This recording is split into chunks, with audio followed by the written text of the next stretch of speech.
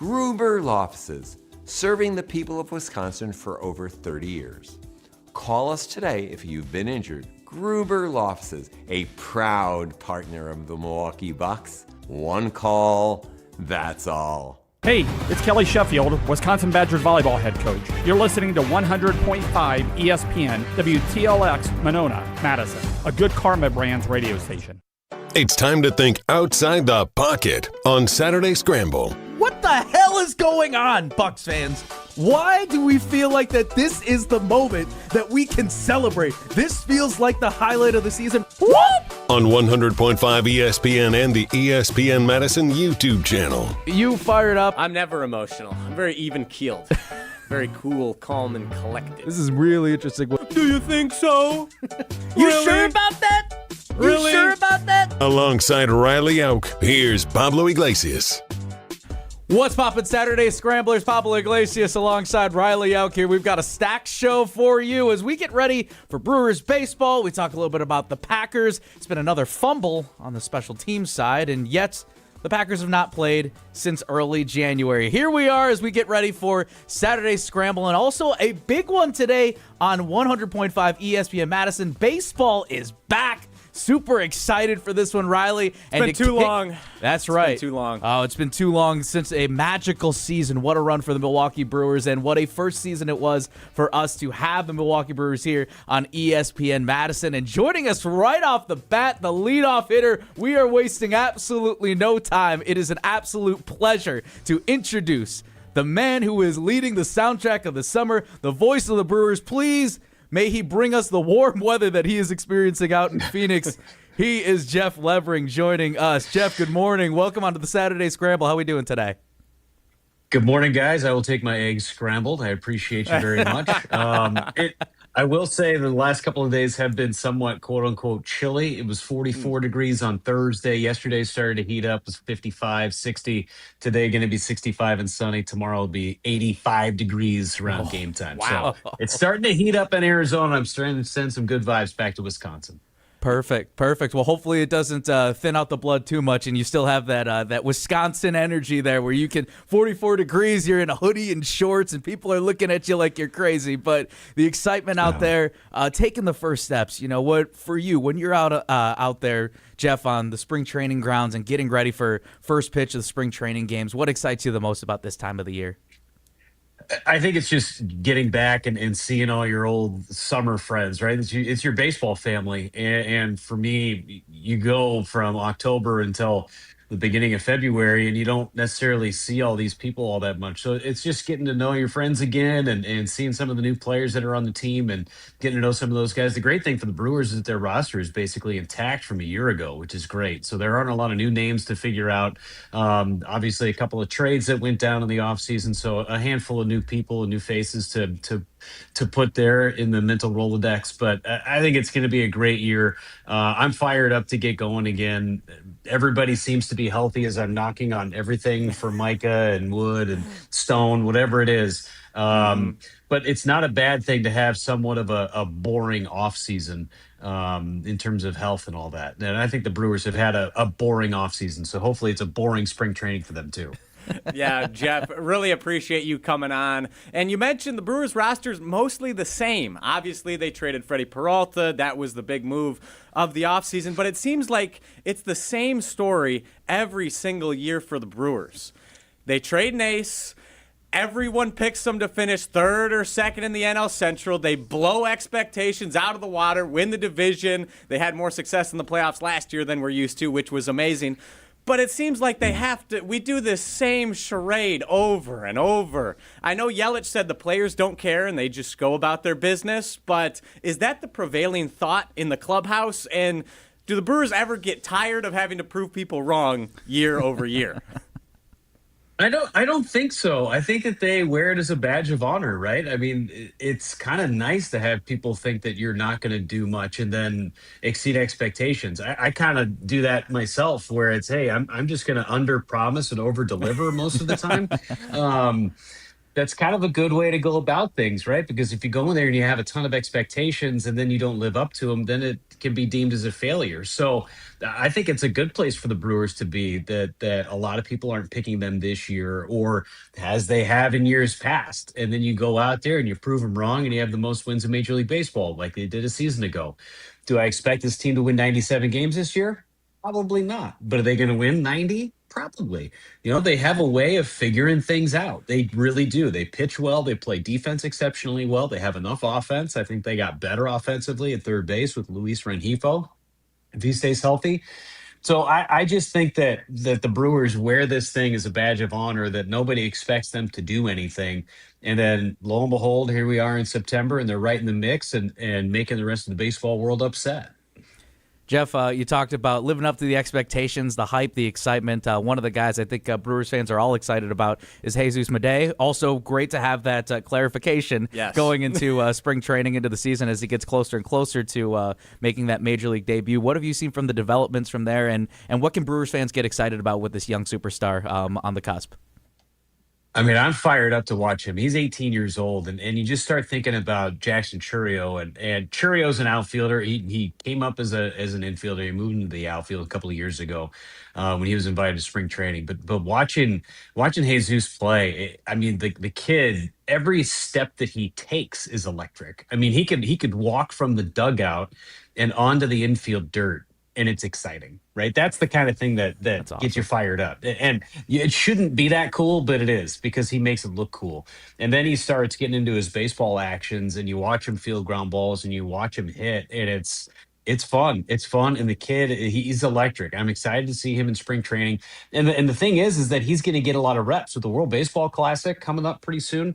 A lot of the big league guys that are going to be leaving to go play for their respective countries for the World Baseball Classic, it opens up some space for some of these young kids to play. So you're going to get to see him a lot, and we're going to see him a lot. And hopefully he opens a bunch of eyes. Yeah, I know. You're getting me excited. I was already pumped to see him play, and that sounds amazing. Is there anyone else, though? I think a lot of Brewers fans knew about Jesus Madej. Any other young guys that are going to get reps that we should pay attention to, that Brewers fans should know heading into 2026? I like this kid Koenig, who's coming up. He's a left-hander. Also, the lefty that the Brewers got from the Red Sox, Drowan. I think he's going to be a really good guy to watch, who could potentially make the opening day roster. If he's not on the opening day roster, he'll be on the big league roster at some point during the season. Health provided, of course. But Koenig and Drowan are two guys that I'm excited to see. I'm also interested to see Kyle Harrison and what he's got. He's been in the big leagues a handful of years already. He's a Northern California kid. Went to a football school. It's a great baseball school too in De La Salle. But I'm excited to see what he has to offer too. And if he can deliver like he has in the past, I think that the Brewers are going to be set up. And a lot of people talked about that Caleb Durbin trade, and yeah, they're upset to see Caleb go. And I get it. I understand all of that. But they were dealing from a position of strength with third base position. They've got a lot of guys that can play that position moving forward. And their pitching is now controllable through basically the 2030 season because of those moves that they made. So you're looking at a pitching rotation that has one player that has more than 2 years of service time on that roster, and that's Brandon Woodruff. You think Quinn Priester is this veteran guy who had a great, I mean, yeah, he was amazing last year, but he's basically going into his second full season of Major League Baseball. So he's still young and up and coming and controllable, just like everybody else in that rotation too. The voice of the Brewers, Jeff Levering, joining us here on the Saturday Scramble. Pablo Iglesias, Riley Yauk. This is like having Jackson Chourio go after first pitch on opening day and going yard. This is a fantastic way to lead things off here. Jeff, I want to toss it to Owen Dimple, our producer, who had a very interesting question and a little bit of sound, too, I believe, about the experience that Pat Murphy brings to the clubhouse. Yeah, Jeff, I wanted to ask you, so Christian Yelich earlier this week spoke to the media, and when talking about Murph, he brought up the point that there's a certain manager value that just can't be quantified. So I'm going to play this clip for you, and I want you to just respond to it. Well, I think manager, right, is what the name is. You're managing people. You're managing personalities. You have things that you have to help navigate throughout the season. You have to try to get the best out of guys, motivate guys, get everybody pulling in the same direction. And I think he does a really good job. doing that. Like you said, it's hard to quantify. Like there's nothing that you can do that's like, oh well, this impact had this had this much impact on the group, but it does. So what value does Pat Murphy bring to this ball club that cannot be put to numbers or put on a resume? Yelich said it all, and you can't quantify how good Murph is in that clubhouse. You cannot quantify how good he has been for this organization for the last 11 years since he showed up in 2016 when he was the bench coach. That there is a human quality to being a manager that you can't put numbers on. Yeah, you can make all the decisions you want, when to take a starter out and bring in a bullpen guy, and sometimes that works, or to throw up a pinch hitter and that guy comes through, or sometimes he doesn't, or maybe you bring a guy in for defense and he makes a great play late in the ball game. Situationally, managers make a difference. Yes, they do, for sure. And Murph makes a lot of great decisions, and he has a lot of great people to help him make those decisions. But what makes Murph so great and what makes this organization so great is that they are aligned. And a lot of that has to do with Murph. And a lot of different organizations around Major League Baseball, you could look at the Dodgers or the Mets or whoever you want to look at, and you'll see maybe an owner who thinks differently than their general manager, who thinks differently than their players, and then their coaching staff's in the middle. So you have kind of these branches off of the totem pole where the Brewers are totally aligned the entire way. Everybody thinks the same. Everybody's on the same page. And what Murph does in the clubhouse to make sure that everybody is aligned is he lets you be who you are.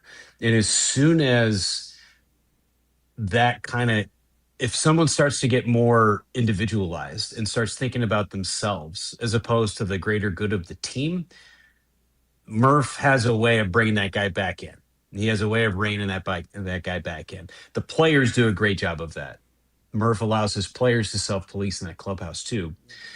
But Murph is so good at just making sure everybody feels comfortable.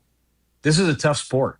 It's a really tough sport. There's a lot of failure, and you can get down on yourself. There's a great article in The Athletic written by former Brewers beat writer Will Salmon yesterday about the relationship between Yelich and Murph. And when Yelich was really going through his struggles, and he struggled 21, 22, and this was all after the broken kneecap in 2019, and he should have had another MVP on his ledger. There were some struggles there for Yelich, 20, 21, 22. And it was him and Murph just having conversations. Just, hey, man, how's your day? Don't wear so much on your own shoulders. It's okay. It's okay. There's a lot of pressure on you, but you're going to be okay. You're an amazing player. You're an amazing human being. Just continue to be who you are. And it's those small conversations that he has with players. He has them with us, broadcasters, every now and again. Just, hey, man, what's going on? How's life? He's seen a lot of life. He's lived a lot of life. He has a lot of wisdom. So I think that those are the things that Murph does so well. And he's come a long way too. If you had asked him personally, maybe mid-90s, early 2000s when he was still at Arizona State, if he would manage this way, he'd probably say, nah, no way. No way. I think he has evolved a ton. And it shows a lot of maturity in what Murph has been able to accomplish. Jeff, you mentioned Christian Yelich, and you mentioned age and wisdom and evolution. How has Christian Yelich's impact evolved over time for the Milwaukee Brewers? Because it feels like just yesterday he was the young hotshot in 2018 coming onto the Brewers squad, and now I just looked it up. He's 34 years old. He's the elder statesman of the club. What is his role on this team, and how does he execute it and still perform at a high level? Yeah, he's a major leader, and he and Brandon Woodruff are the longest tenured Brewers right now. Woody debuted in 17 with Freddie Peralta gone now. It's Christian Yelich. So his role, and he does it more behind the scenes than anything else. He's not out there and rah-rahing and jumping around and doing all the crazy stuff, and he's not flashy. He's really not. But behind closed doors, Yelich is a major leader. And you have to have that from your position player group. You can't have a pitcher be that guy because he doesn't play every day. You got to have a position player be your leader. And Yelly is 1,000% that guy. It was nice to see when Reese Hoskins was here for the last couple of years, those two guys really policed the clubhouse, which was great. And you'll see Yelly take out the young kids and they'll go to lunch and they'll hang out. And Bryce Terang coming through a couple of years ago, those guys would go out for Chipotle every single day.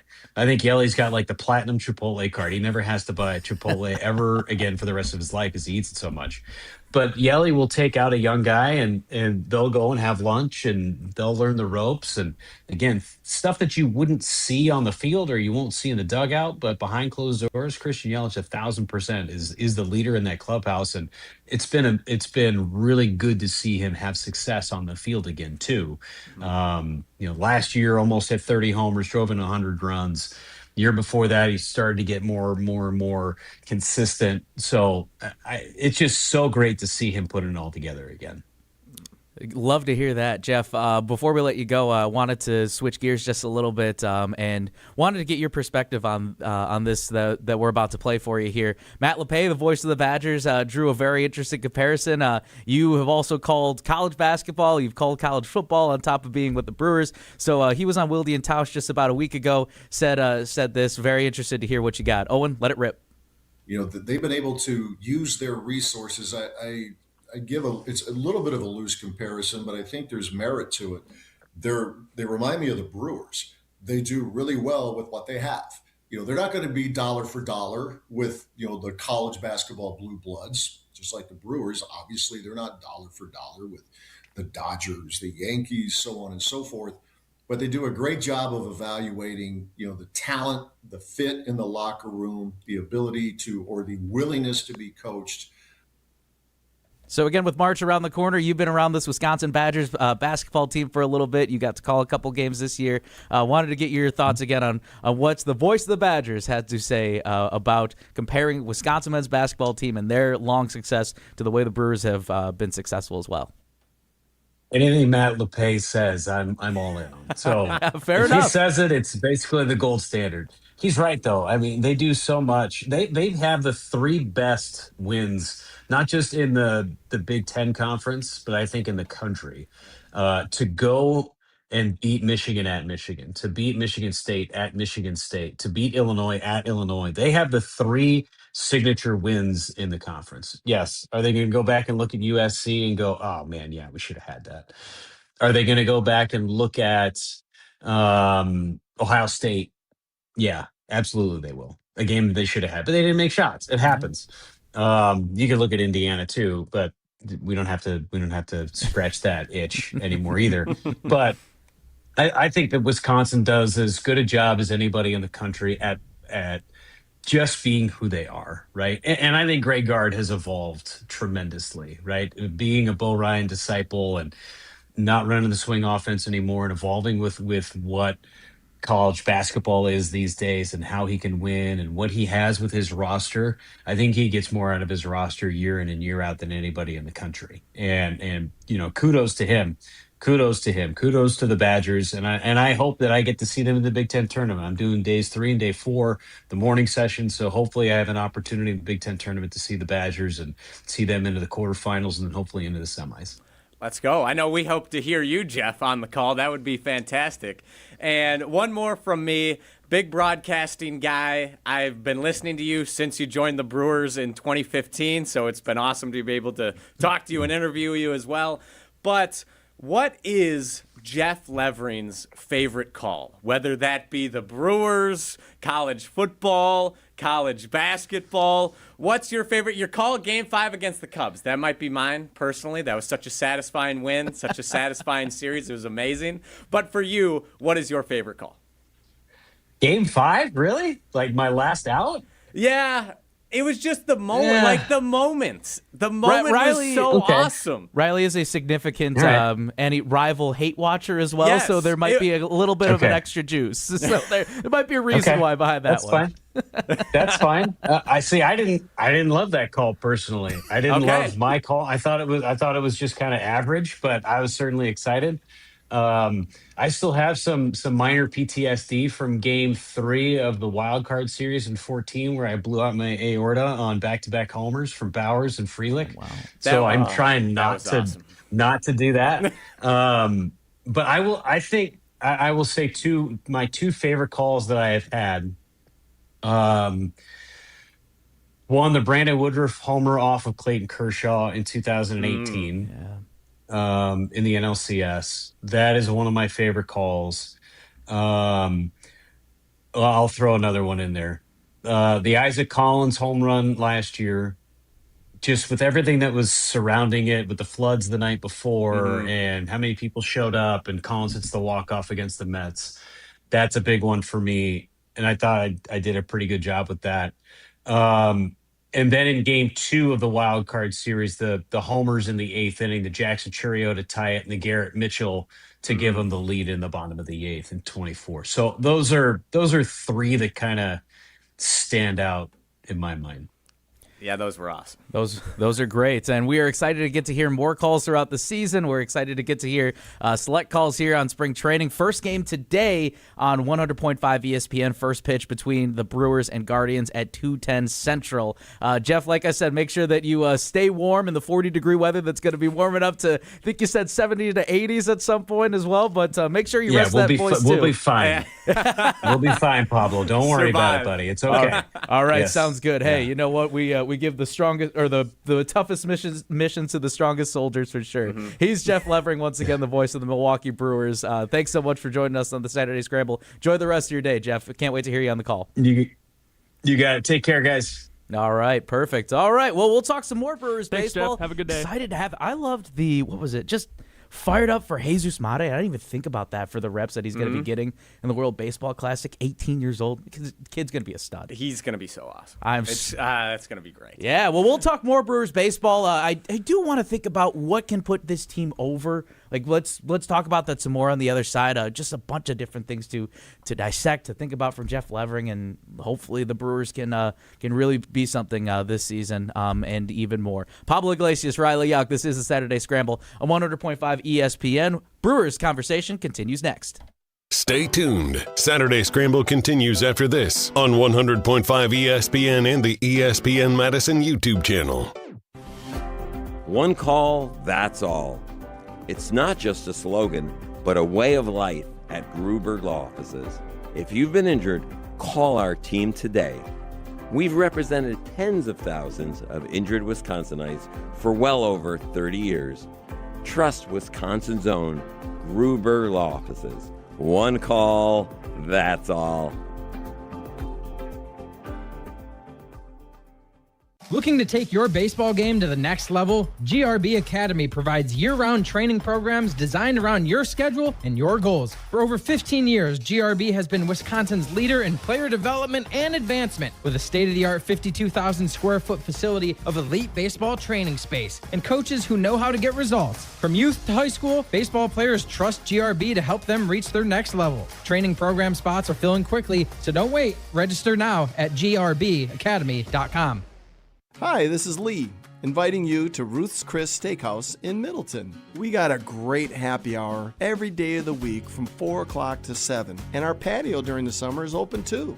If you're getting married, special occasion, a birthday, anniversary, or even a business meeting, we've got all the accommodations right here at Ruth's Chris Steakhouse. You work hard and sometimes you're not sure what you want to do, where you want to spend your money. I want to encourage you to come into Ruth's Chris Steakhouse and say hello. It'd be a pleasure to meet you. Hold your friends close and your rivals closer on Jim, Matt, and Molly. Do you think Dad's got good Instagram game? No. Instagram game? Oh my God. I don't know. Are you embarrassed by me? Sometimes. What's the most embarrassing thing your dad has ever done? Yeah, that's a good question. Existing. Savage. Jim, Matt, and Molly, presented by Coors Light. Weekdays 4 to 6 on 100.5 ESPN, the ESPN Wisconsin app, and ESPN Madison on YouTube.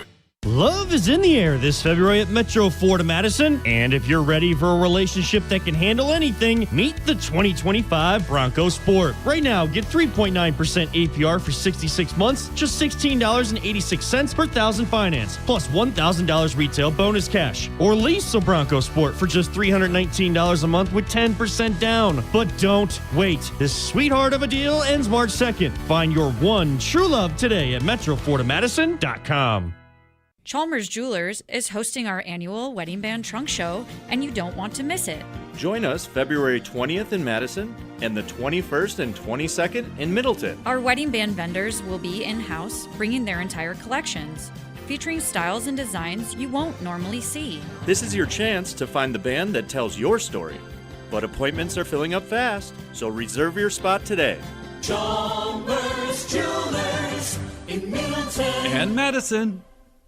Wisconsin homes ask a lot of their windows and doors. They need to be ready for anything year-round. At Pella Windows and Doors of Wisconsin, everything we do is built around quality and durability. You shouldn't have to make compromises to ensure you're comfortable at home. So right now, take advantage of 0% financing for up to 4 years. Learn how the right windows and doors can make a meaningful difference in your home's comfort, efficiency, and overall style. With Pella, you'll get expert recommendations designed around your home, your needs, and the way you live. From design to installation, Pella's local experts are there to guide you every step of the way, helping you choose the right options for your home, your style, and your budget. Thanks to 0% financing until 2030 and our 10-year limited warranty, you can feel confident in your decision long after installation day. Set your free in-home consultation today at PellaWI.com. Certain restrictions apply. It's 2/28/2026.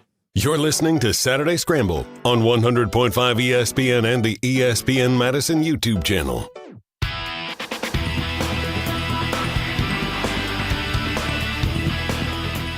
If you missed us at the start, we had a leadoff hitter for the ages. I know it feels a little blasphemous to say Shohei Ohtani going deep, but you know what? That's kind of what it felt like in a Brewers sense right here on the Saturday Scramble. Pablo Iglesias, Riley Up. We had more Jeff like Levering. Jackson Churio. Yeah, okay. Leadoff bomb. We'll go Jackson Churio leadoff bomb. That's fair. That's fair. Jeff Levering joining us on the Saturday Scramble to start things off. Brewers baseball returns here on 100.5 ESPN Madison. The first spring training game, Riley. 2 o'clock. 2 o'clock today. So excited. Excited to hear Jeff on the call. If you want to go back and watch that interview, you can right here on the live ESPN Madison YouTube stream. And also here, just keep on listening here on 100.5 ESPN Madison. I'm sure on YouTube after the show we'll have that up. Probably have that up as well, too. You can hear that on the ESPN Wisconsin app. And also make sure that you text in to the line, 844-770-3776. The Carbless Talking text line list is more. We want to continue the conversation about Brewers baseball. Riley, I know last week, too, you mentioned that you were pretty heated about national pundits writing off the Milwaukee Brewers yet again, and it feels like that even then you lose your all-star starter in Freddie Peralta. You don't know what this is going to look like. You have a young team. You might not have all the superstars like the Dodgers, like the Yankees, like all of these big teams in Major League Baseball, and yet the Brewers have consistently proven to do it again, and it feels like that they have another chip on their shoulder and a lot more bulletin board material coming into 2026. They have, and my question is, when are the Brewers going to get respect? They have won the National League Central Division title 3 consecutive years. The Brewers do this. They are going to do it again this year. It doesn't matter what the national pundits say. I don't care that the Cubs brought in Edward Cabrera and Alex Bregman. That is not going to change anything. I don't care that the Brewers traded Freddie Peralta. The way the Brewers develop young talent is second to none, and they have the best farm system in baseball. The Brewers are built to contend for the next 5 to 10 years.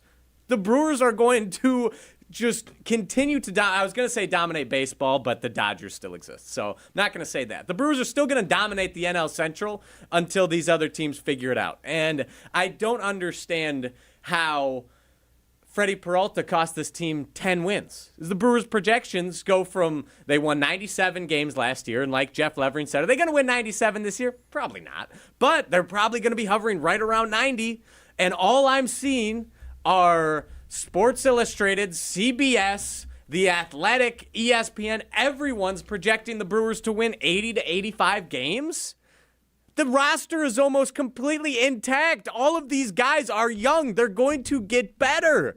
When will the Brewers get respect? I don't understand. It's so frustrating, but it's enjoyable proving everyone wrong year in and year out. I want to ask you a question, and let's take 2020 out of this mix. Do you know the last time the Brewers did not win 85 games in a season? No, I don't. That's a great question, though. Please enlighten me. 10 years ago, 2016, they were 73-89. Ever since. Interesting. And like I said, let's take the 2020 COVID season out. They were 29-31 in that one. And Jeff Levering, too, which, again, you could go back and listen to his interview. He did mention the struggles that Christian Yelich went through, the 2019 kneecap. I'm sure, obviously, that's a season where robbed him of that second MVP. A lot of weird things happened that season, let alone a 60-game season where we tried to get as much as we could. But 2017, 86 wins. 2018, 96 wins. 2019, 89. 2021, 95. 2022, 86.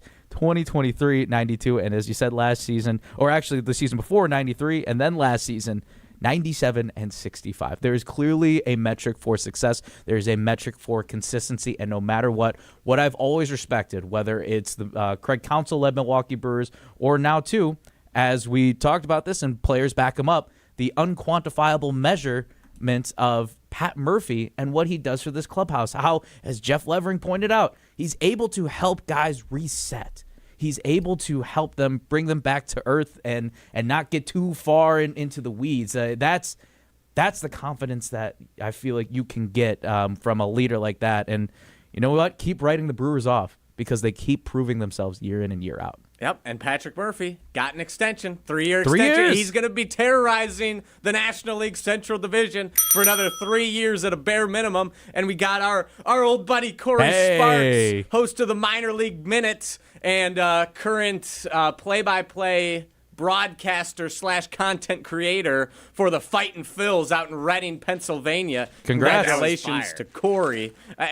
No, there's a drop of me now. Nice. That was fire.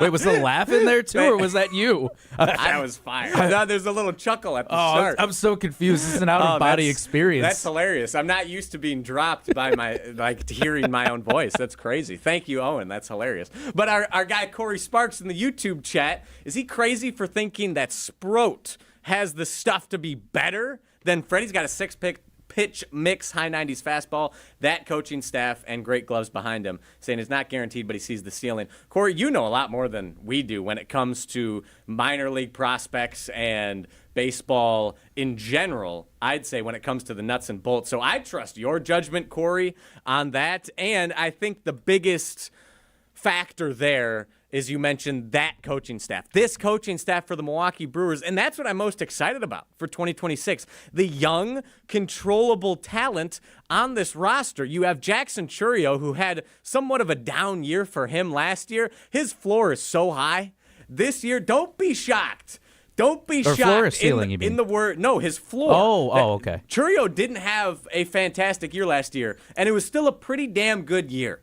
His floor is so high, and his ceiling is significantly higher. So in the words of Patrick Murphy, don't be shocked if you see Jackson Chourio in MVP conversations in 2026. He is going to be phenomenal. Jeff Levering brought up Quinn Priester. He feels like a savvy vet on this team. Last year was his first season. Quinn Priester is going to be a stud. Jacob Mizorowski, he's just casually throwing. I saw a video, I think Adam McCalvey posted it. He's just casually throwing like 99-mile-per-hour sliders in batting practice. Whatever, no big deal. Just the Miz. He's going to take a step forward. You have Garrett Mitchell, who was hurt all of last season. He is just oozing with potential. Garrett Mitchell, if he stays healthy this year, man, Brewers outfield, Sal, Chourio, Mitchell, Yelich at DH. This team is going to be so fun to watch, so exciting. You have Jesus Madej coming up through the ranks. There is no reason to believe the Brewers aren't going to win the National League Central Division again in 2026 and for the foreseeable future. They're going to be so good. I can't get over, too, because, again, I didn't even think about this until Jeff Levering had brought up Jesus Madej and the extra reps he is going to get now because of the World Baseball Classic and players going to play for their respective countries. Excited for that. Hopefully there's even more juice for that. I remember how it was a couple seasons ago. It felt like that the World Baseball Classic got it not truly got it right, but are a lot closer to making this like the next elevated, the hyped up competition that the Four Nations could be, where that came out of nowhere in a way too, with how exciting the Four Nations are. So if they could emulate something like that in the World Baseball Classic, that's something that I'm excited for. Yes, and the way it ended too that year with Ohtani versus Trout. I mean, come on, that was awesome. I know Team USA lost, but just from a script perspective, you can't cinema. You can't write full it any count better. too, I believe. Right? It was a full count down to the final strike, and he just threw a blank you fastball, as I like to call it, right down the pipe. Here, you want this? You got to hit it. And it was very much a passing of the torch moment because Mike Trout had been the best player in baseball for so long. And unfortunately, he's still stuck in Angels purgatory.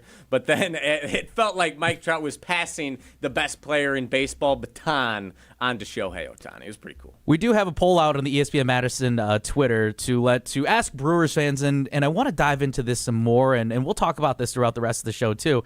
For the Brewers, we do have the poll question out there.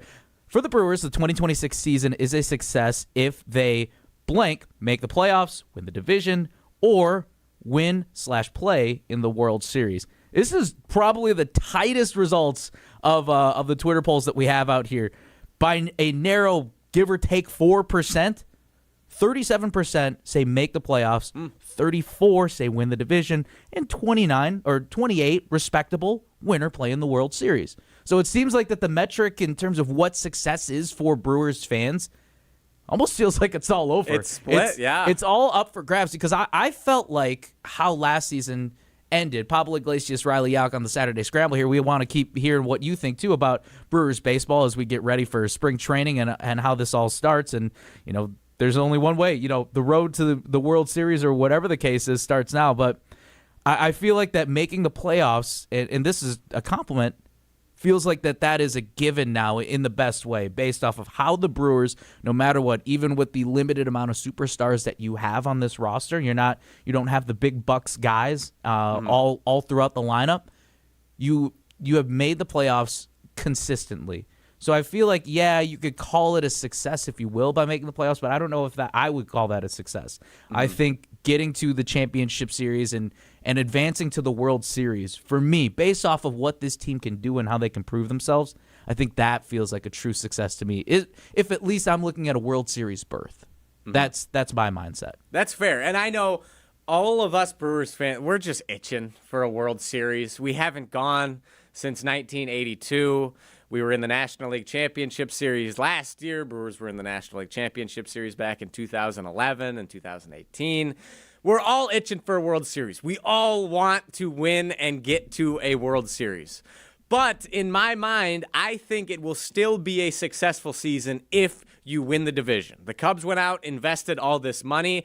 The Cubs are hilarious because they could operate like the Dodgers if they wanted to, but they don't. They operate closer to the Brewers. They don't have a farm system. They're like 25th ranked now. The Cubs, this has to be their year, or it's not going to happen. Ian Happ's going to be gone. Seiya Suzuki's going to be gone. Nico Horner's going to be gone. The Cubs, it's make or break for the Cubs this year. And the Pirates, somehow the Pirates are on the rise. The Reds maybe are on the rise this year. I think it's going to be more of a 3-horse race between the Brewers, Reds, and Pirates in the years moving forward. The Cubs went all in this year. Brewers, I think, again, we all want them to make the World Series. If you are able to once again thwart the Cubs in their quest for the NL Central crown again after they go all in again, that would be a successful year because in the playoffs, they're the Dodgers. The Dodgers exist. So it's just a crapshoot once you get to the playoffs, and it's just so hard for me to expect this team to beat the Dodgers in the playoffs. We saw it last year. The Dodgers were hurt all season. They get to the playoffs. They're rested. They have an absurd amount of depth. Then by the time you get to the NLCS, the Brewers are gassed from an emotional series win over the Cubs and a long season where they were all playing, all close to 162 games. And then you have the Dodgers superstars who are coming in and played like 100 games this year. So and the Brewers just ran out of steam. So just win the division, Give yourself a chance. I know that sounds like loser talk, bites at the apple, but crazy things can happen. The Diamondbacks made it to the World Series. The Rangers won a World that Series. same season, too. Exactly. So it's possible. Win the division, put yourself in an advantageous spot for the playoffs. That's a success in my mind. I want to continue this conversation, too, on the other side. Again, it feels like there's a lot of good optimism of where the farm system is, where the young guys, the young up-and-coming guys on this roster are. But I want to talk about, again, the excitements, the fears, the worries, whatever the case is with the Milwaukee Brewers team and where they stand. Before we go, real quick, how much would you pay for a ticket between a top 5 basketball matchup, totally off the cuff before we get going? Top 5 basketball matchup? Yeah. So let's say Duke and Michigan are playing tonight. That's why I ask. So I want to ask because I have what a front row seat looks like right in front of me right now. Regular season, somewhere between 100 and 200. It is going for $6,680 for a seat front row courtside in DC between Duke and Michigan, number 1 and number 3. We'll never do that. That is an obscene waste of money. I'm sorry. That is. So, hey, top dollar Final stuff. Four, sure. Final Four, sure. Riley, you wouldn't even spend $80 to take a date to a UFC fight. Exactly. So I guess that shows you where my budget's at. Hey, you know what? Hey, more money, more problems. The Brewers have proved that it's not all about the cash that's in your system here. It's about coming out with the wins in any way that you can. We'll continue the more Brewers talk here. Pablo Iglesias, Riley Youk. This is the Saturday Scramble on 100.5 ESPN. Stay tuned. Saturday Scramble continues after this on 100.5 ESPN and the ESPN Madison YouTube channel. Everyone plays like a champion at TPC Wisconsin. Our friendly community shares one thing, a passion for world-class golf. Women, men, and youth golfers all love the course. The $25 million upgrade is impeccable, and the list of amenities is more than impressive. But belonging where the shared pursuit of excellence is a daily practice and not just a tagline? That might be the best part. Join today and pay no dues until April 1st. Discover belonging. TPCWisconsin.com. Your state, your teams, your ESPN. The ESPN Wisconsin app. This loss is as painful to Packer fans as you can ever imagine. A customizable homepage, easier and quicker live listening. Your shows at the touch of a fingertip. Available in Apple and Android app stores. I have no evidence behind that whatsoever. It's just a feeling I have, and that might just be because I'm scared of this rivalry in the playoffs. Your one-stop shop for ESPN Wisconsin. The brand new ESPN Wisconsin app. Download it today. Love is in the air this February at Metro Kia of Madison. Hey, it's Molly Brown, and if you're ready to fall hard, meet the all-new 2026 Kia K4. Sleek looks, smart tech, and the kind of ride you'll never get tired of. This one's a keeper. Right now, you can get 3.49% APR for 48 months. That's just $22.35 per thousand finance. But hurry, this sweet deal ends March 2nd. Fall in love at Metro Kia of Madison. Visit MetroKiaofMadison.com to learn more. That's MetroKiaofMadison.com. Greg Scalzo here for Buck and Honeys. Congratulations to the perennial Best of Madison Award winner by the folks at Madison Magazine. Meet me at Buck and Honeys to celebrate Wisconsin hospitality. Whether you're enjoying the view on the Yahara River in Monona, exploring Wanakee, visiting the OG in Sun Prairie, or checking out the new location in Mount Horeb, you can enjoy the Buck and Honeys experience in a neighborhood near you. Serving lunch and dinner 7 days a week with brunch every Saturday and Sunday. I'll see you at Buck and Honeys. All day, every day, the Carbless Talk and Text line is open for you. 844-770-3776. The Carbless Talk and Text line. This is more. Many wins. Many wins. Waiting at Potawatomi Casino Hotel, Milwaukee. This February, you could break the bank and get down with a share of $300,000 in prizes. Bust out your rewards card and play to earn entries. It all goes down with Thursday drawings. Break the bank, only at Potawatomi. More info online. Must be 21 and a rewards member to play. In the next 30 seconds, I'm going to tell you how to save money and save the planet. It's simple. Ditch your energy bill and make the switch over to Everlight Solar. While electricity prices keep rising, Everlight Solar will give you the chance to take ownership of your power while also reducing your carbon footprint. As a local company based out of Madison, they'll be there with you every step of the way as you make the switch to solar. To learn more about how you can save money and save the planet, go to everlightsolar.com. You're listening to Saturday Scramble on 100.5 ESPN and the ESPN Madison YouTube channel.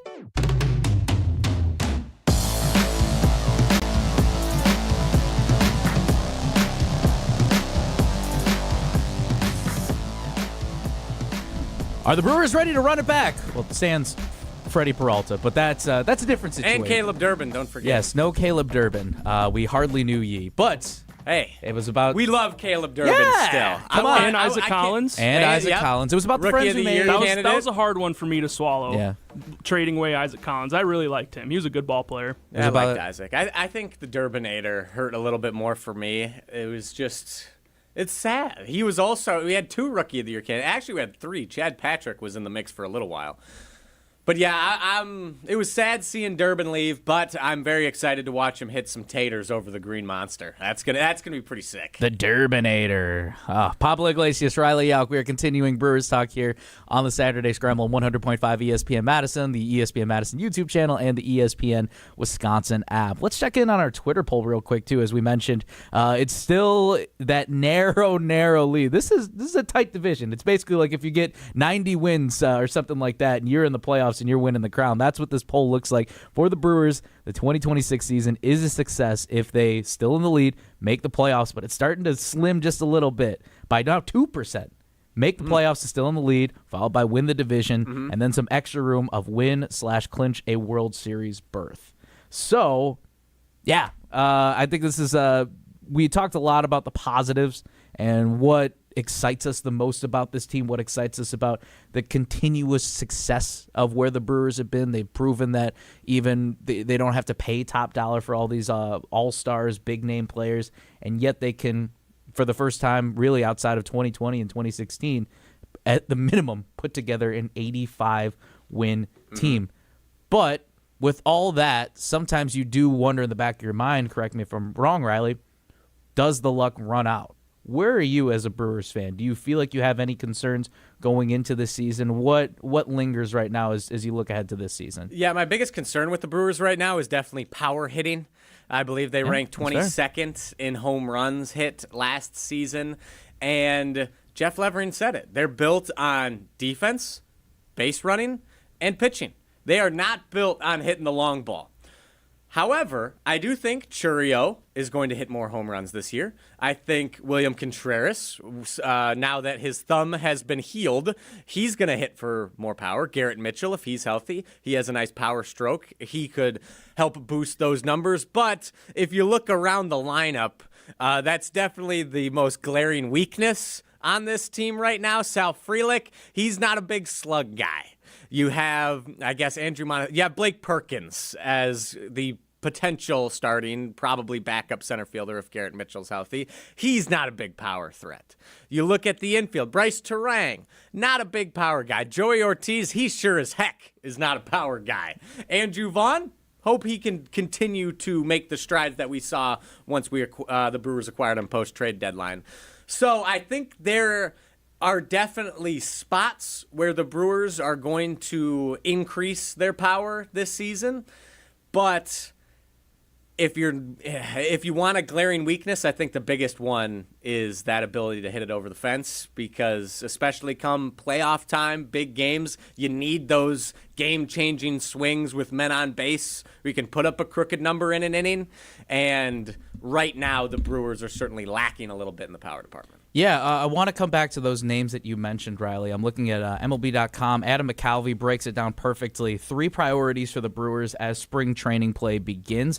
The first one, I totally forgot that this was happening. We have the automatic ball strike challenge system coming up this season, which also it's sponsored by a cellular phone company. No free ads out here, but not surprised. Everything's sponsored. I have a hunch Everything's into 2026. Yep, that's it. Everything has presented by. Who's going to be on the Brewers jersey at some point? I just want Saturday Scramble to be presented by that's someone. True. Here That's soon. true. It's a double-edged sword. That's true. That helps make us money. Thank you for keep me in check there. Hey, I'm just saying. That's fair. Quick Trip. That's fair. Nice. Nice. Show it to the ESPN Madison YouTube folks over here. Saturday the Wisconsin Scramble presented by Quick Trip. Come on. Got my little caribou coffee here, breakfast sandwich. Quick Trip. What are we thinking? Over-deliver. I think it's a natural fit. It's a natural fit. We love Quick Trip. Saturday morning. Where are you going? You're going to Quick Trip. Oh, great. Now he's doing live reads. Now he's doing impromptu live reads. I'm just saying, it's a perfect fit.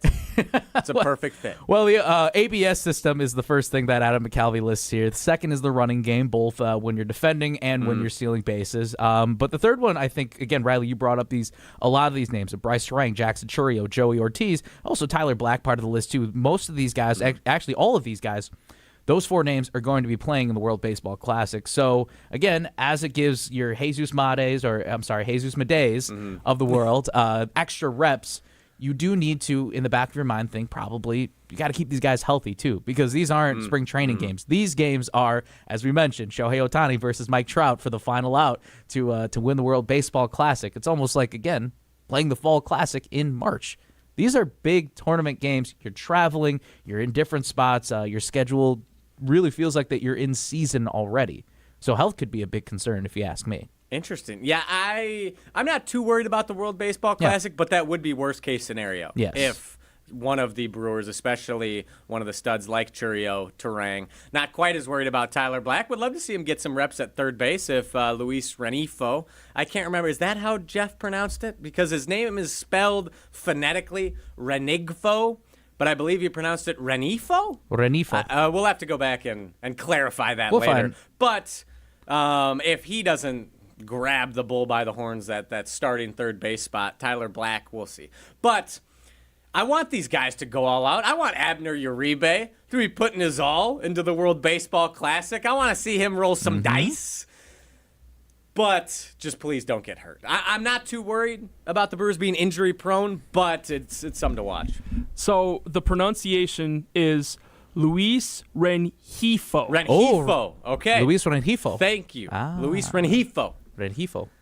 I love it. I liked Jeff Levering's optimism about Luis Renifo because I didn't know much about him. It seemed sort of like a depth move for the Brewers, but it sounded like Jeff was saying he's going to be the starting guy, barring the emergence of one of these young guys very quickly. So I'm excited to see what he does, too. To put a bow on the excitement versus worries, one thing that's, let's bring it back, excited the absolute most about Riley.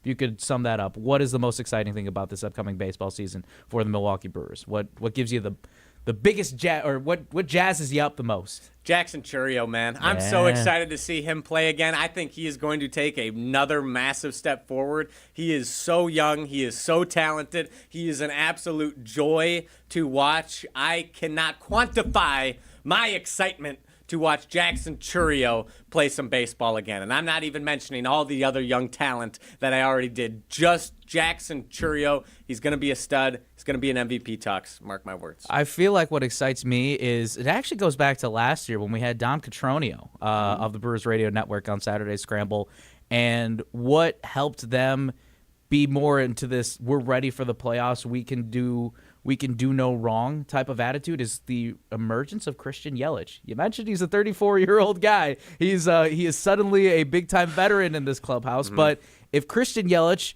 can at least get back to, as he was very close, I think, flirting with the 30 home run mark. He had 29 home runs and I believe 106 RBIs. He had a very good year. Very productive. If you can flirt with, let's say, I would say the 25 home run mark. If you can flirt with that, I think that's what helps this Brewers team be successful. The flip side that I do want to see, I think that they missed out on last season, is you have to get, as you said, that big power bat. If you are truly in the mix and not just trying to play for a playoff spot or a top seed, like you are the team to beat in the National League, but you know that you're missing that piece, don't be afraid to get aggressive at the trade deadline. I think maybe could that have been the thing that separated them last season? That could have been. That really could have been it. But that's not the Brewers at trade deadlines. We saw them trade for, CC Sabathia, but can you think of another time that they made a trade deadline move that lifted them up. Come on, Owen. You don't remember Jonathan Scope? Oh, my That was a God. massive move. He was awesome. I don't want to hear that name ever again. There's one good moment of Jonathan he Scope. had the grand slam against the Giants. After Madison Bumgarner plunked Ryan Braun and should have been thrown out of the game. Yes. But then Scope hit the grand slam. Only good thing Scope ever did in Milwaukee. He was garbage outside of that one moment. Jonathan Scope, and he was supposed to be good too. That pissed me off. That's the thing. That's why the Brewers don't take these big swings, because then it leads to Jesse Winker or Jonathan Scope. Well, sometimes you take a big hack and sometimes you take a big miss, but opportunity is always around the corner, boys, and maybe we take some time for a deep breath. It is the Lunar New Year. I'm very excited to get celebrate. Jacket. Yes, a traditional, looking suave. Very much so. So we are doing some ties here into the Lunar New Year as we get ready for the year of the horse.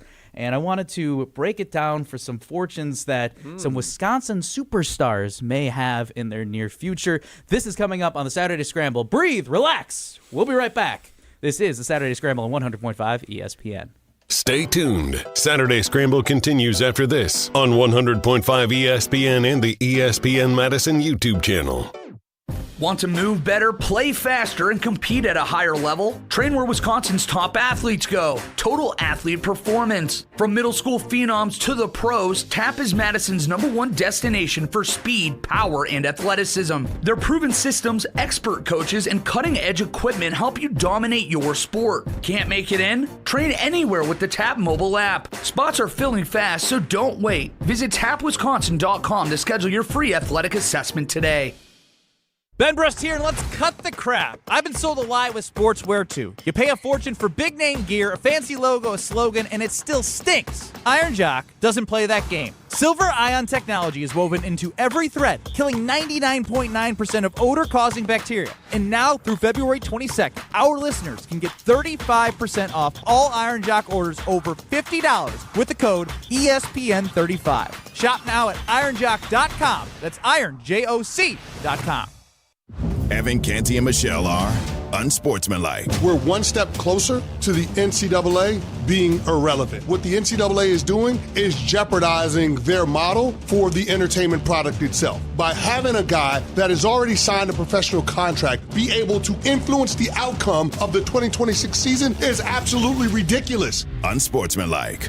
Unsportsmanlike. Weekday mornings from 5 to 9 on 100.5 ESPN. Hi, it's Eric from Canopy Wealth Management. Our years of experience have prepared us to guide you through your life transitions. Our local professional team brings over 90 years of collective experience in the wealth management industry for the benefit of our clients. Canopy Wealth Management. Care, competence, clarity. It's not just a tagline, it's a promise. Go to canopy-wealth.com to get started on your financial future today. That's canopy-wealth.com. You said yes. You set a date. Now comes the pressure of choosing a ring you'll wear every single day, forever. That's why Chalmers Jewelers is hosting our Wedding Band Trunk Show. Join us February 20th in Madison and the 21st and 22nd in Middleton. Every wedding band vendor will be in-house, bringing their entire lineup. More styles and designs than your Pinterest board can handle. Appointments are filling up fast, so reserve your spot now. Chalmers Jewelers in Middleton and Madison. In 1987, the Bucks took on the world and changed basketball forever. At stake, basketball supremacy in the United States. Bucks versus the World, narrated by Charlie Behrens, is the new season of Behind the Bucks podcast, presented by Gallagher, your trusted insurance broker and HR and benefits consultant. It's the untold story of the 1987 McDonald's Open, when the Bucks became the first NBA team to face the Soviet Union. Listen now on bucks.com/plus, the Bucks app, the ESPN Wisconsin app, and wherever you get podcasts. My part-time service in the Army National Guard makes it possible for me to be more for the community I call home. My training helps me at work when I lead by example. My service in the Army National Guard allows me to keep my community and those I care about safe from threats. Learn more about how you too can live and serve part-time close to home by visiting NationalGuard.com. Sponsored by the Wisconsin Army National Guard, aired by the Wisconsin Broadcasters Association and this station. Experience, knowledge, and results. That's what really matters when you need help after a serious truck accident. You'll need a lawyer experienced in fighting and winning for people just like you. Gruber Law Offices has the resources, strong track record of success, and a team of experienced lawyers to take care of your needs. We've successfully helped people injured in big truck accidents for more than 35 years. Gruber Law Offices.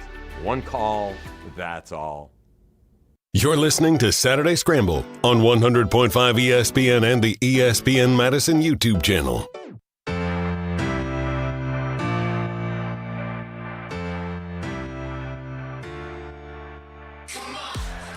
Checking in on our Twitter poll here, Pablo Iglesias, Riley Out. This is the Saturday Scramble on 100.5 ESPN Madison, the ESPN Madison YouTube channel, and the ESPN Wisconsin app. Right now, it looks like the make the playoffs seems like for most fans right now, very narrow still on this Twitter poll, but make the playoffs seems like the most successful measure as we continue the conversation here. I want to win the division. Win the division. I want to beat the Cubs. Feel like it's still win or play in the World Series. At least you were so close. You were so close in the National League Championship Series, and I think you got to be in the Fall Classic at least for me. If the Brewers make the playoffs and the Dodgers get bumped off, that changes things. Well, hey, who knows? Who knows what we have in store for the Brewers?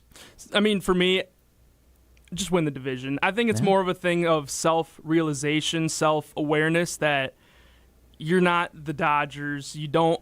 To me, there was a big talent gap in the NLCS, and you could visibly see that. So win the division, make the playoffs. Maybe you have luck on your side next time around. Maybe the ball goes around.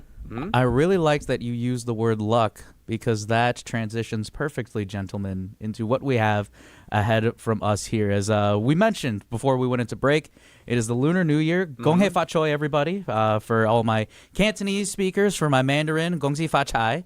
But celebrating Lunar New Year, also known as Chinese New Year. Very excited. Do I say thank you to that? So you would say, so basically what it is, it's actually not it's not in full translation, Happy New Year. So we could try this if we want to. It's Gong hei fa choi. Gong hei fa choi. Which basically, if you also know Ronnie Chang, the comedian who's on The Daily Show, his funny bit is the translation is essentially hope you get rich, which means that you are pushing for luck, prosperity, good luck, and good fortune. So to set things up. So definitely a thank you. Yes. So like I said, guys, we're trying to manifest good luck. We're trying to manifest good fortune, prosperity, opportunity, and what challenges the year the horse brings. Because I will say, guys, this Lunar New Year, the stars suggest embracing change, acting on attraction, and allowing passion and intuition to guide everything, including your love life, through the energetic year of the horse. So we're going to dive into this, guys. I'm going to give you 3 Wisconsin superstars and what the good fortune and what the challenges they have ahead of them this year. So as we dive into this, it's the Lunar New Year, the year of the fire horse, fast energy, bold momentum, big turns. And today, I'm going to give you those 3 based on the Chinese zodiac and their animals. If a truth lands, Owen, please feel free to offer us a gentle chime. Can we hear that too real quick? Thank you. We start things out just a couple hours north of us, in Green Bay, Wisconsin. Jordan Love, quarterback 1. The Tiger. Take a breath in, because the Tiger does not chase. The Tiger waits, he listens, and then moves with certainty. This fire horse year brings Jordan Love clarity under pressure, something that he probably needs. Quick reads, calm feet, and clean decisions. All right. When chaos shows up, the Tiger's eyes stay steady, and that steadiness can become contagious. That sounds like Jordan Love. Steady under pressure. One of the best quarterbacks last year under pressure. I love it. Now the challenges.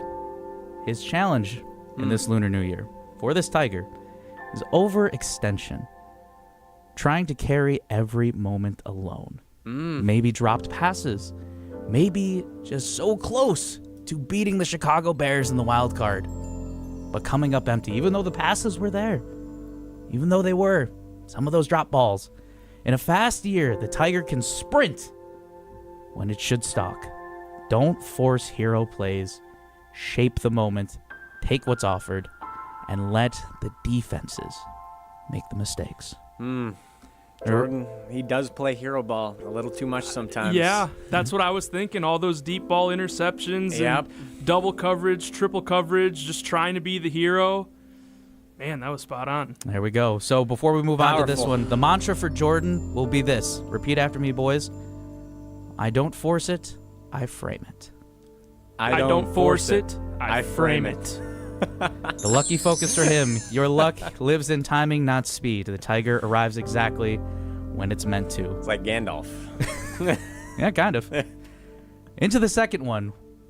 We continue our Brewers talk here, and we talk about a young, emerging superstar. Hardly just pushing past his teens. A monkey Jackson Chourio, that's what his sign is. Jackson Chourio.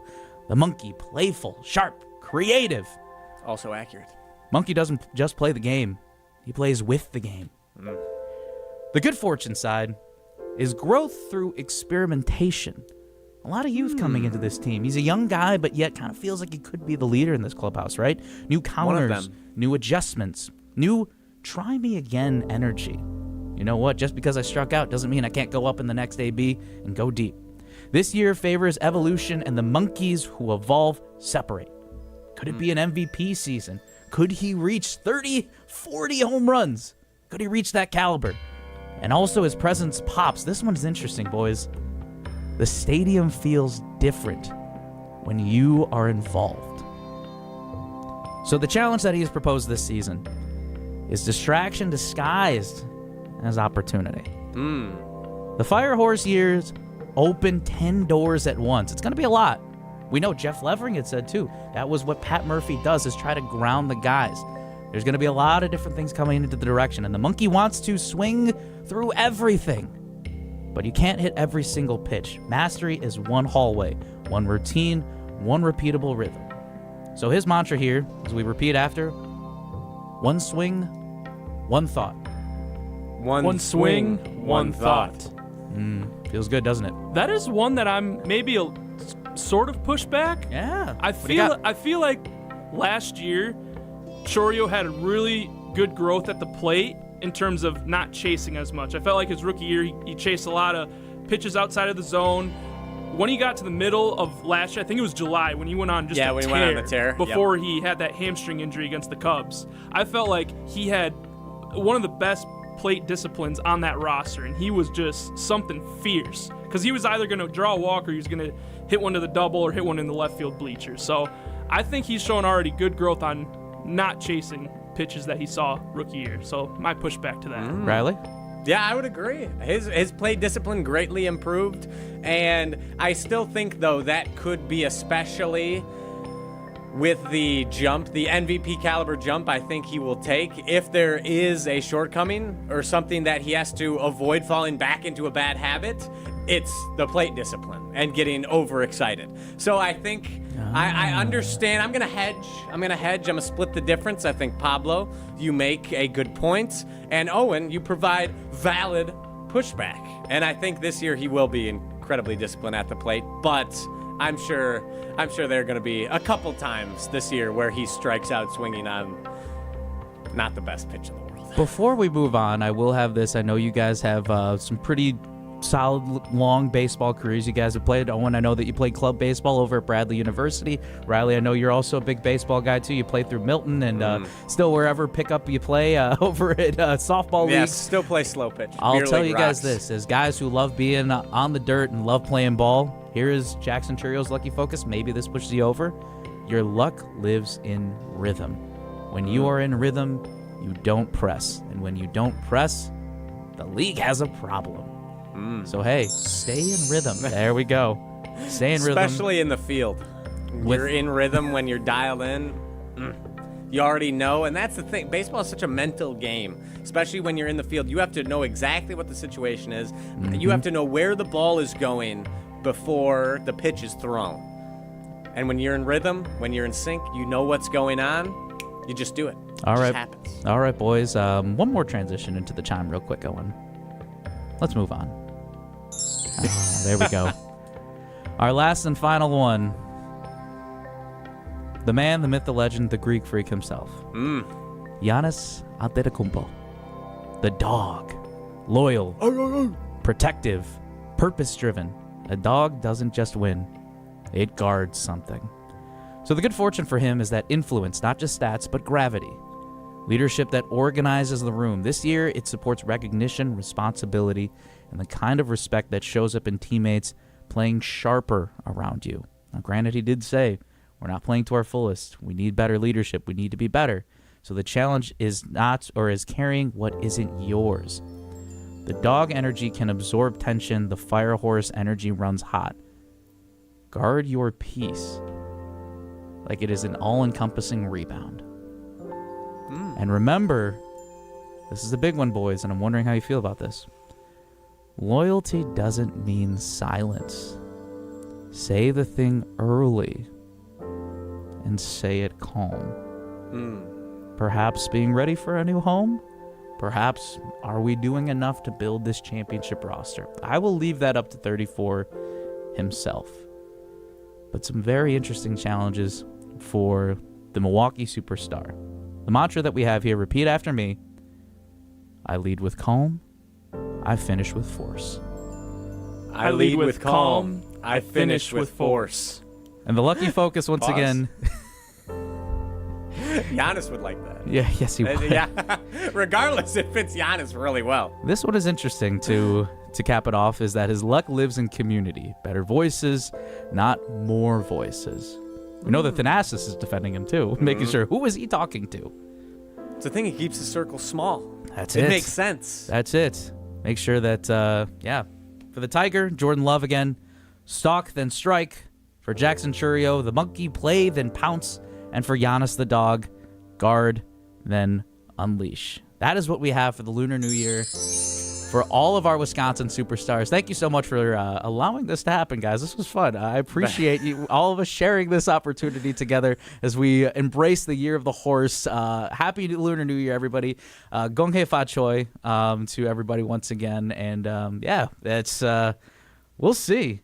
We'll see exactly what good luck is coming their way. But even though we mentioned that Jordan Love, it's about staying grounded, it's about being ready to go. Granted, the special teams, ain't ready to go. Somehow That's for damn sure. Had a fumble, and yet we are a month and a half removed from Green Bay Packer football. We'll talk about this snafu on the other side. This is a Saturday Scramble at 100.5 ESPN. All day, every day, the Carbless Talk and Text line is open for you. 844-770-3776. The Carbless Talk and Text line. This is more. I worried about choosing the right two-year college where credits would transfer to UW, but I figured out a great path. At Madison College, I'm in the STEM program. The classrooms are intimate, instructors are engaging, and best of all, I'll be able to transfer to UW debt-free. My advice to others, start your journey here. You won't regret it. There's more to your story at Madison College. Visit madisoncollege.edu to get started.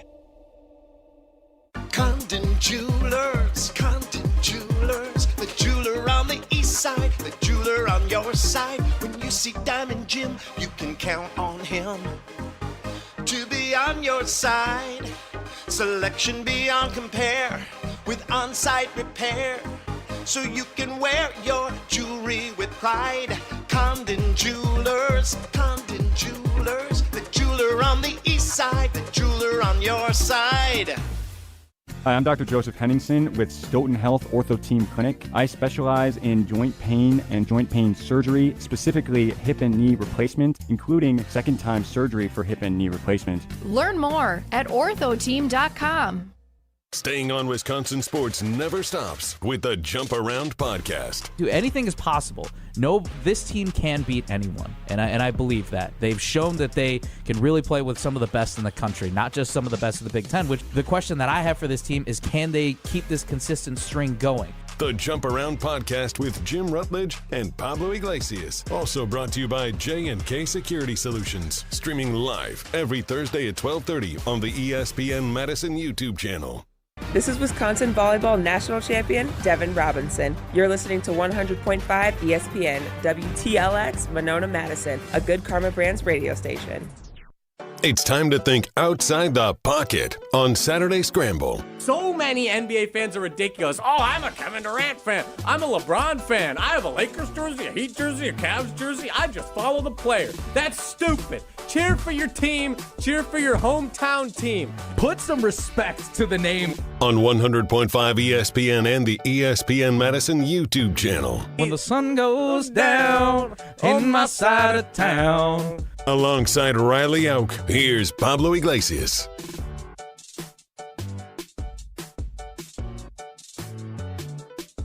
It's a new era for the Green Bay Packers and the special teams unit, right? Sure? Yes? No? Maybe so? Yeah, a new era. I mean, something new is going to happen. There's going to be a new coach, which is great. We all wanted Rich Bisaccia gone. But the timing and the way it happened, I don't think this was how any Packers fan drew it up. Yeah. That's for sure. Pablo Iglesias, Riley Auk here. This is Saturday Scramble on 100.5 ESPN Madison, the ESPN Madison YouTube channel, and the ESPN Wisconsin app. Got a few things here in the Carbus Talk text line we want to catch up on, too. Ryan, the psychedelic advisor, always happy that you guys are listening when I am at work. Just want to say thanks. He also loved the bits. And there is a request to do Caleb Williams. Maybe towards the end of the show we'll see. I don't know if we need to do Caleb Williams. I could try on social that's or something. Just me. Either on my social media platforms. We'll figure something out. Yeah. Maybe I could do a special reading for you, Ryan, the psychedelic advisor. But thank you for listening, Ryan. Really appreciate it. Thank you. Did somebody say the Zen Master too? Yeah, I think Ben and Madison on the YouTube chat. Zen Master Pablo. Yes. We try to bring good vibes in here, but yeah, with the way that the Packers have handled.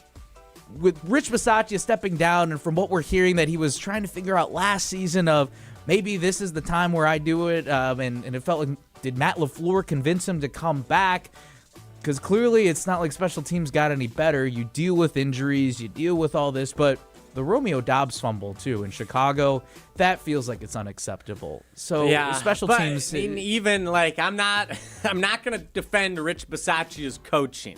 I understand we heard, especially on Wilde and Tausch this year, that it sounds like he's a phenomenal human being. Yes. Great dude. So all respect to Rich Bisaccia as a person. He sounds awesome. As a coach, didn't like what I saw, but Romeo Doubs, that fumble, I'm actually not going to put all of that on Rich Bisaccia because you assume you put your handsiest wide receiver out there that he'd make that play.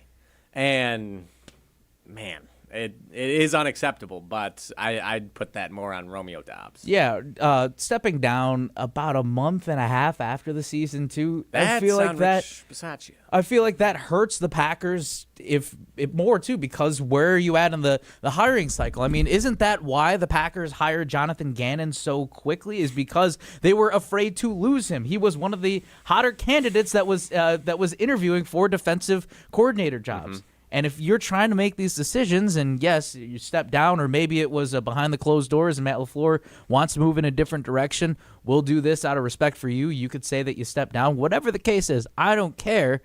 But that hurts this team more. And yet, Jim Rutledge earlier this week, who's also a co-host on The Jump Around, also produced by Riley Auk, which you can hear Thursdays, 12:30 on the ESPN Madison YouTube channel. Jim Rutledge, though, during the weekday show, Jim, Matt, and Molly, believes that it doesn't matter, I believe. It doesn't matter. I have no idea what he meant by this one. This really intrigued me, though. Here's what he had to say on Jim, Matt, and Molly earlier this week. Rich Bisaccia, I think getting rid of him is a net zero, and I'm going to say at best, because I don't think special teams coaches matter that much. There's not some crazy schematic difference between these guys. And the philosophies could be different. I've never heard anyone, like, when you talk about special teams coaches, it's about how they bring their energy. See, so I don't fully disagree that at this stage in the process, with Rich Bisaccia waiting, I believe it was 38 days since the season ended to announce his resignation and that he'd be stepping away. Now probably at best the Packers are going to be at net zero. It's going to be really hard to improve your special team simply by hiring a new coordinator when you're scraping the bottom of the barrel for said coordinator. You're probably, at this point, there's a very good chance the Packers end up with a first-time special teams coordinator or someone making the jump from the collegiate level to the National Football League. It'll be their first time coaching in the NFL. So you put yourself in a really bad spot. But to Jim's point, as we heard on the jump around with the Badgers special teams coach, Matt Mitchell, that a lot of at least when it comes to kicking and punting, they have their own specialist coaches. It's not really the special teams coordinator fine-tuning their game or their kicking or punting. So if that's the case and it comes down more to leadership and organization and schematics, then the Packers put themselves in a really bad spot. And it's on Rich Bisaccia for waiting this long to leave, but it's also on Goody for not investing in the right players for special teams. And that's where I stand. And going back to, you brought up the point of maybe someone could make the jump from the college ranks to the NFL.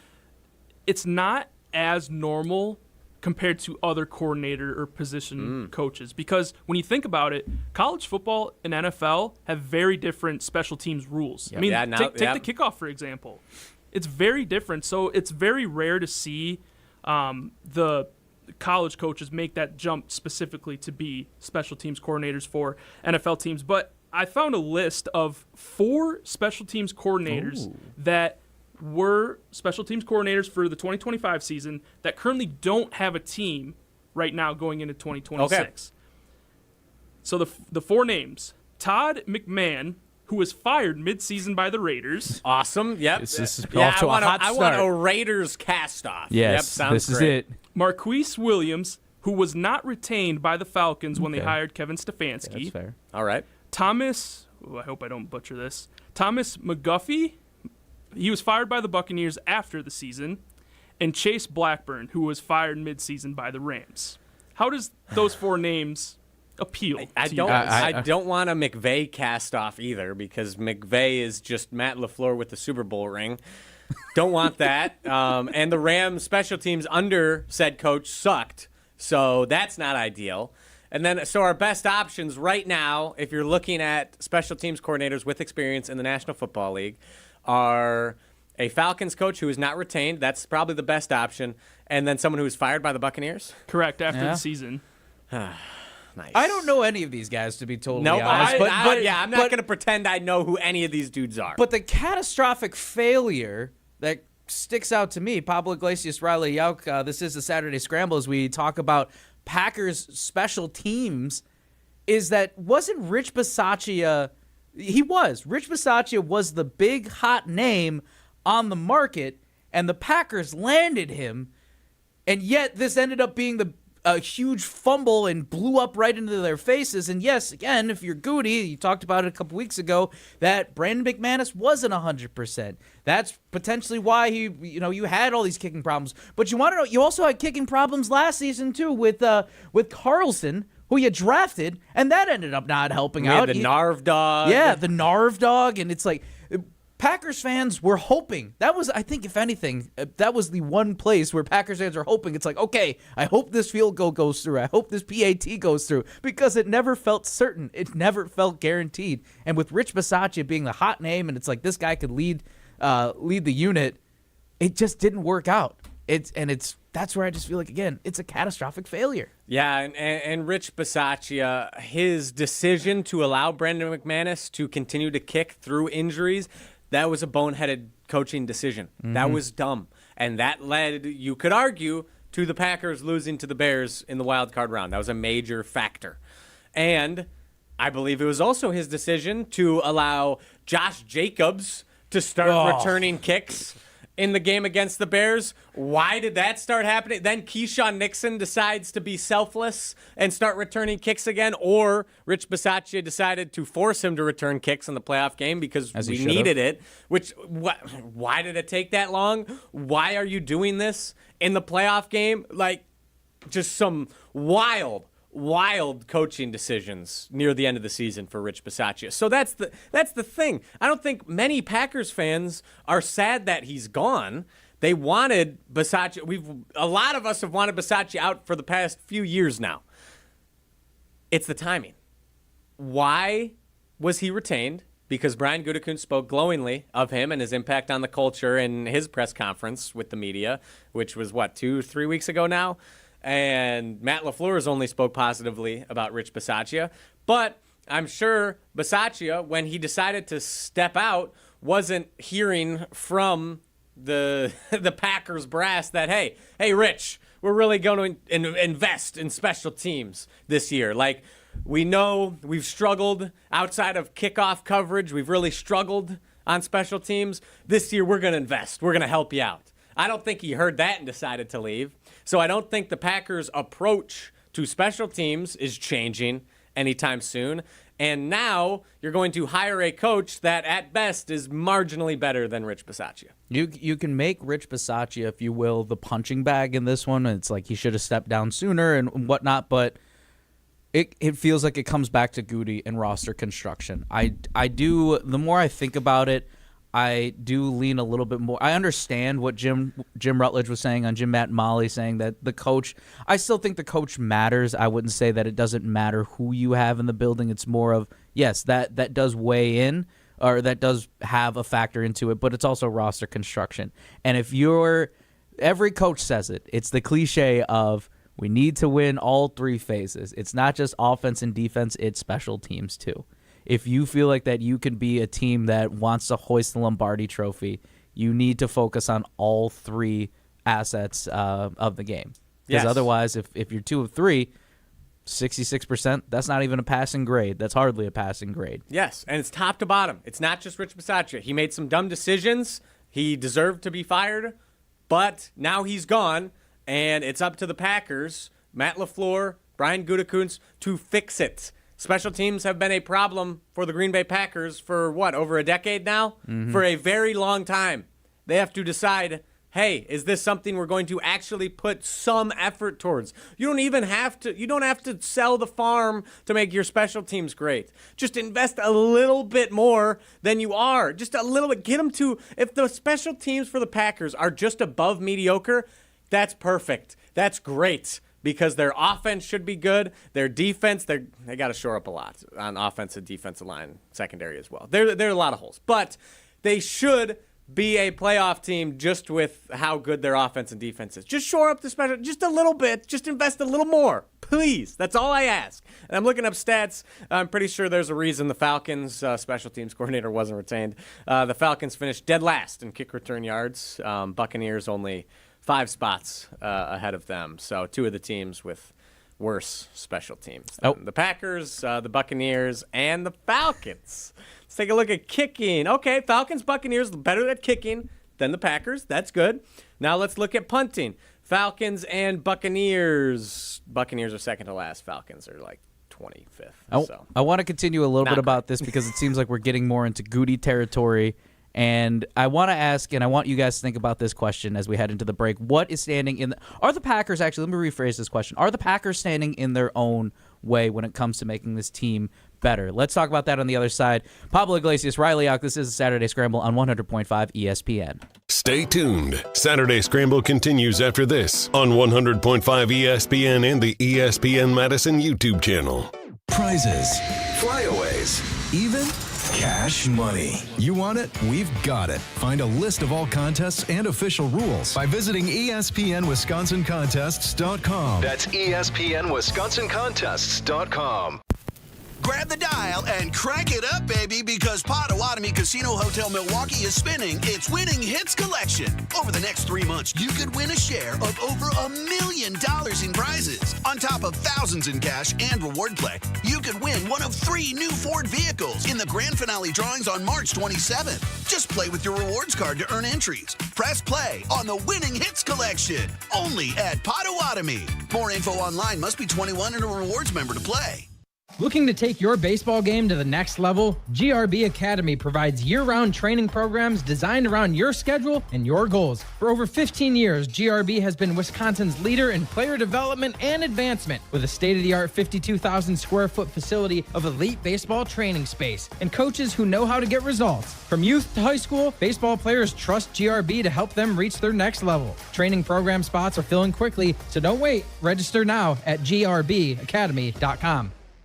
The WIAA Individual State Wrestling Tournament hits the Kohl Center on February 26th. This year, the WIAA and Madison Area Sports Commission are turning up the excitement with a Super Suite Experience giveaway. One lucky fan will score full weekend access to a hospitality suite, 10 suite tickets for Friday and Saturday, plus $100 in suite snacks. You must be 18 or older and in the stands at the Kohl Center on February 26th to enter. Don't miss your shot. Grab your wrestling tournament tickets now at visitmadison.com/WIAA.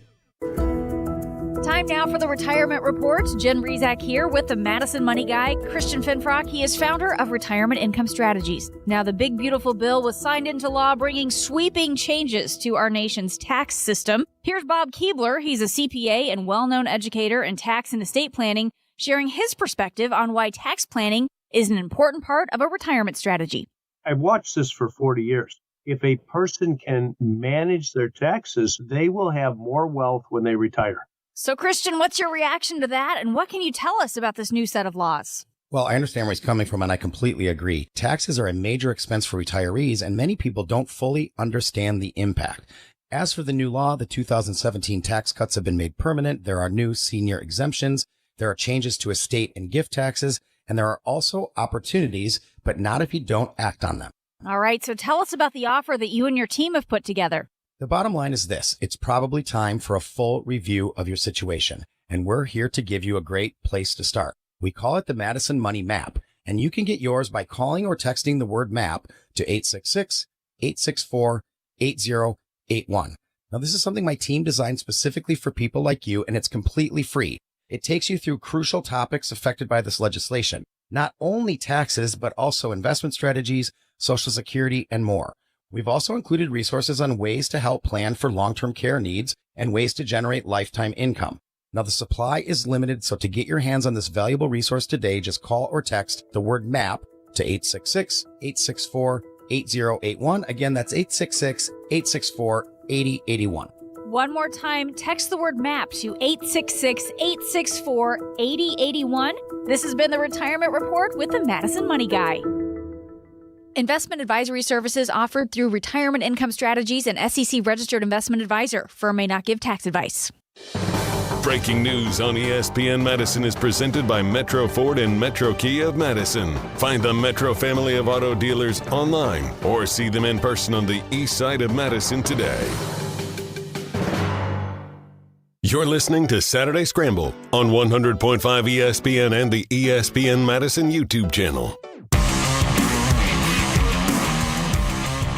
All right, I think Jason Wilde says it best too. We're trying to get back onto the clock here and continue the Packers conversation. Running a little over, but that's all right. The 11 o'clock hour here. We are at segment 2. Yes, and it is at 11:30. At 11:30, 11:31. So I'm sure sure Jason Wilde too, Saturday Scrambler, is proud of the way that we are doing time management out here as we continue a little bit more Packers Jeff talk. Levering is our Brian Bulaga. Yes, makes us smarter about the Brewers, sets us behind. 100%. 100%. Pablo Iglesias, Riley out. This is the Saturday Scramble on 100.5 ESPN Madison, the ESPN Madison YouTube channel, and the ESPN Wisconsin app. Guys, I had a question that I wanted to try to elaborate, to try to talk a little bit about some more, because, Riley, I think you were alluding more towards, again, as Jim Rutledge had said earlier, and Jim Matt Molly this week, the special teams coach itself may or may not matter. I think it seems like that we all feel like it still does, but there is some weight to how you build this roster, how you set yourself up for success, and something that Kyle Wallace on KVN said earlier this week, too, of, you know what, it doesn't matter. If Rich Bisaccia is stepping down, that means it's the prom's 2 weeks away, and you can still get a date no matter what. Yeah, you could get a date. That's fine. But you want to know something? That doesn't mean just pick up a date wherever the case is. You're going to be in the same situation. So if the Packers have that type of mentality, if the Packers have that type of mindset, then you're going to be setting yourself up for failure once again. Yeah, you're not. You may get a date to the prom, but you're not taking a cheerleader. Yeah. That's for sure. And that's the thing. Like for the Packers right now, even if they did find a cheerleader to take to prom, even if they make a phenomenal hire, is Goody going to invest in special teams? We've been talking Brewers. We talked Brewers all first hour, and I'm frustrated with how the pundits never seem to give them any of the respect they deserve. When year in and year out, they prove that they're going to exceed expectations, they're going to win the division, they're going to make the playoffs. The Packers Year in and year out, they don't invest in special teams. They don't make it a priority. So why are we expecting them, even if they make a home run hire at special teams coordinator, why are we expecting them to do anything differently when it comes to special teams? Yeah, again, are the Packers standing in their own way on special teams? We want to hear from you on the Carbless Talk and text line, 844-770-3776. What is preventing this special teams unit from being at the level that the offense is, at the defense? Granted, the offense had its stalling moments throughout the season, especially in that second half into the wild card game. But the defense has shown its flashes. You get Micah Parsons back in October. That's a plus sign. When are we going to feel like that the pressure is on for Jordan Love for him to truly be in this MVP top five conversation? Like, I feel like he's kind of teetering. We talked a little bit about it last week. I don't know. That's a question that I just want to get out there too. When are we going to finally start applying pressure on Jordan Love? I thought we were talking special teams. I don't know. I'm just concerned. Jordan Love? I'm just concerned all across the board. I'm not worried about Jordan Love. I'm worried about special teams. I want a dang kicker that I know is going to make an extra point in a playoff game. That's what I want. I'm not worried about Jordan Love. I'm worried about this dang special teams unit. I want a kick returner that I think can, maybe bust one a time or two. That'd be cool. Daniel Whelan rocks. He's a boomer. He's a great punter. Not worried about him. But, could we get a kicker who I can trust, who Packers fans aren't like, every time he steps up? Like, anytime he walks onto the field, could we get a kicker who we don't have to worry about? Could we get a returner that we're excited to watch? No, I don't think we're going to. Could we at least get a receiver? I'm not worried about Jordan Love. If we put a receiver on onside kick, onside kick duty. Oh, my gosh. Well, Romeo Dobbs is probably gone, so we shouldn't have to worry about that. But it's not like the first time that's happened, too. Yeah, Brandon Bostic, who, by the way, too, I loved just Riley's reaction. Apparently, Brandon Bostic, former Packers tight end wide receiver, is going to Minnesota. That is correct. If as a pass catcher's head coach, as a pass catching coach. I believe there was a soccer manager, soccer coach, I forget exactly what they're called, for one of the Premier League teams out in England, who once said, if I say what I think, I'll be suspended 6 months. If I say what I think about Brandon Bostic going to Minnesota, I'll be suspended 6 months. So yes. I'll refrain. He shall refrain. I feel good as a Badger fan. That's true. Yes. Yeah. All right. Make sure you stay onto the tight ends then. When it comes to Wisconsin, Minnesota Axe Week, then yes. Or you could take the day off if it comes to that. But yeah, Minnesota's onside kick coverage gonna be garbage. What moving forward? What I want to see, real quick, and we'll save the energy for Riley for Riled Up, is again the discipline, is the investments. It's again, it doesn't all just lean onto the coaching and then go from there. It's how are you? If I go back to what Mark Tauscher said weeks ago, where the Green Bay Packers have shown that they are willing to put in the investments, they're willing to help out with the coaches, the players, anything. All you need to do is focus on your job. If that is the way that the Green Bay Packers have operated year in and year out, all the way, but well beyond to the Mark Tauscher years, if that's how they've operated, then how are you going to make this special teams unit better? What are you now going to do to invest in special teams if you feel like that's a category that you've come short, that you've had shortcomings every year? And Brad Nortman, who I'm sure is going to be buzzing knowing that we are talking about special teams right now. You can hear him on Kyle Bruss and Nortman weekdays 2 to 4 here on ESPN Madison. He mentioned that Graham Gano, when he was part of the Super Bowl team, when Graham Gano was on the Super Bowl team with him and the Carolina Panthers, is that he would just at least pepper some kicks for the kick return unit to make sure that they were ready to go for any onside kick opportunities. You never knew when it was going to happen. He would just make sure that you stay on your toes. So again, the way that you prepare is different, but how are you going to have that preparation plan? How are you going to practice these live ball situations? How are you going to make sure that at any situation, if your number is called, you got to be in and you got to be ready to go, and you get those reps well before that opportunity comes? Yeah, maybe bring in a kicker that'd be willing to do that. But if history tells us anything, Packers aren't going to invest in special teams. They're going to be subpar this season, and the Brewers are going to win the NL Central. All right. Well, there we go. Putting some Brewers talk in there, too. Well, like I said, I want to save the energy a little bit and also get back onto the clock as best as we can to complete the 11 o'clock hour. It is our favorite time of this 11 o'clock hour, too. Riled Up is coming up next on deck as we get ready for that. This is the Saturday Scramble on 100.5 ESPN. Stay tuned. Saturday Scramble continues after this on 100.5 ESPN and the ESPN Madison YouTube channel. Bud Light's Mini Hoops Mania is back in the Madison area. Get in on the action at W Thursday, March 5th at 9 p.m. One lucky winner will be heading to Vegas for a chance to win $10,000. Also find Bud Light at Chasers 2.0, Jay's, and Wando's. Enjoy responsibly. 21 plus. Anheuser-Busch Bud Light Beer, St. Louis, Missouri. No purchase necessary. Open to U.S. residents. 21 plus. Begins 1/6/26 and ends 3/20/2026. Multiple entry periods. Visit BudLight.com/MiniHoopsMania rules for official rules. Message and data rates may apply. Void where prohibited.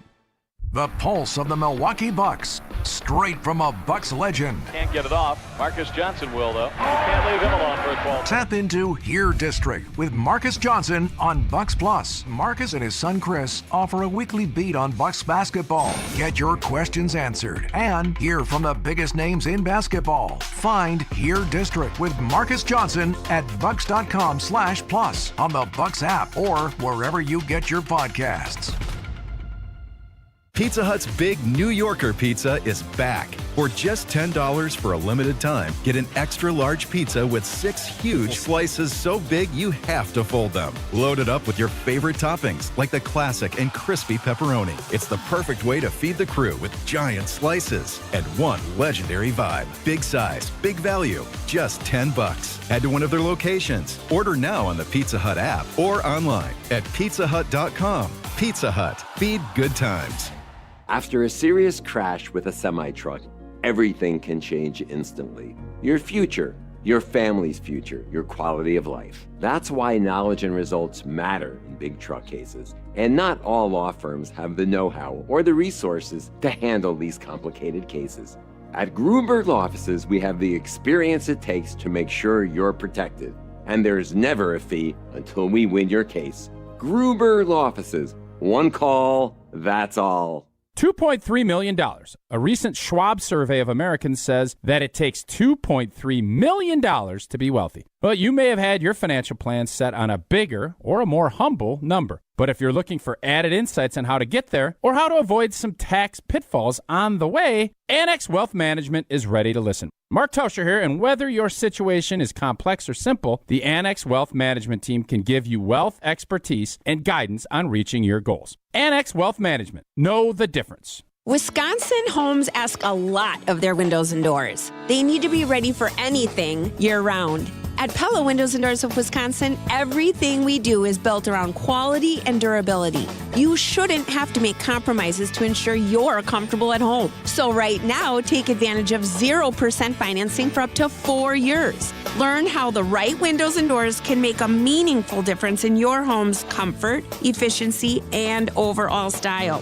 With Pella, you'll get expert recommendations designed around your home, your needs, and the way you live. From design to installation, Pella's local experts are there to guide you every step of the way, helping you choose the right options for your home, your style, and your budget. Thanks to 0% financing until 2030 and our 10-year limited warranty, you can feel confident in your decision long after installation day. Set your free in-home consultation today at PellaWI.com. Certain restrictions apply. It's 2/28/2026.